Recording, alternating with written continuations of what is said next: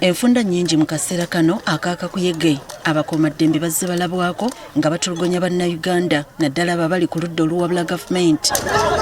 Kino kinyiise bangi emitima ne batuuka n'okwebuuza amateeka abantu bano ge baba bamenye. Kati akakiiko akatabenzikiriza olwali nako kasitukiddemu okugatta eddoboozi lyako ku g'abalala. Ebyo bikome Uganda ekooye ereete kukomya okuyiwa omusaayi oguyiise gumala.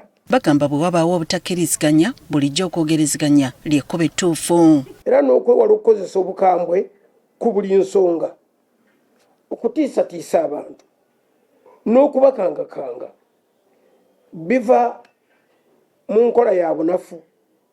Omuntu ng'atidde nti bamusinze ensumika. Bano tebalemye na kwogera ku kwatibwa kwa Father Deo Ssekabira ne basaba nti avunaanibwe mu mateeka bw'aba alina omusango. Bannaffe oba omusaasiridde otyo ono aliko omusango gwe yazzizza, mumuyise mu nkola entuufu egoberera amateeka. Bakubirizza abavubuka wamu ne bannayuganda bonna okutwalira awamu obutaba mulabika kisa kwefuga ggwanga nga bekkiriranya mu ngeri y'okutunda akalulu. Temutya, muve mu kutunda obululu, muve mu bulabolabo obutagasa. Temuwa mulabe kakisa kakukozesa kulonda ate ne tusuula Uganda mu ddubi n'amatigga. Ku nsonga y'okulagira abantu okudda eka nga bamaze okulonda, bano bagamba nti kikyamu bwe batyo ne basaba akakiiko k'ebyokulonda okubaleka kubanga kiri mu mateeka. Beeraka ojja kuwulirira eyo.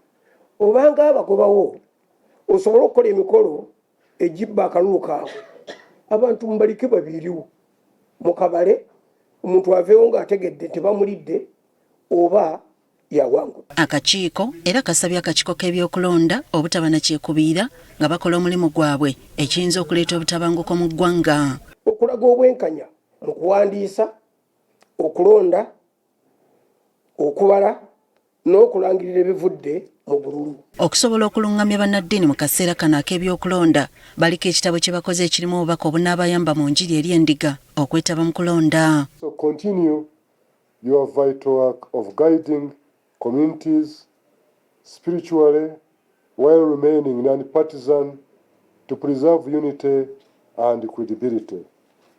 And this is actually the money being talked about. Basabye gavumenti okuwa omwaganya bannansi okuganyula mu byobugagga ebyensi b'eggwanga bye lirina ng'amafuta ng'emu ku ngeri y'okulwanyisa obwavu. Okukwata obugagga buno n'obwegendereza abantu mbawa akakisa okweyagalira mu bugagga buno Katonda bwe yatuweera obwereere.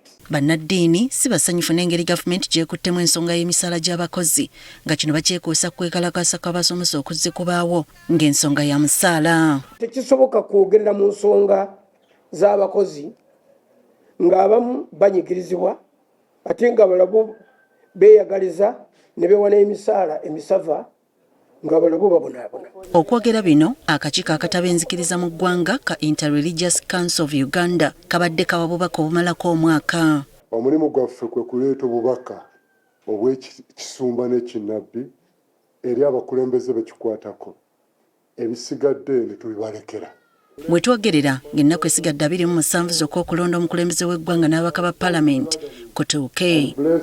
Susan Nanyanzi, Agafeeyo, Cospark TV. In Jesus' name we pray.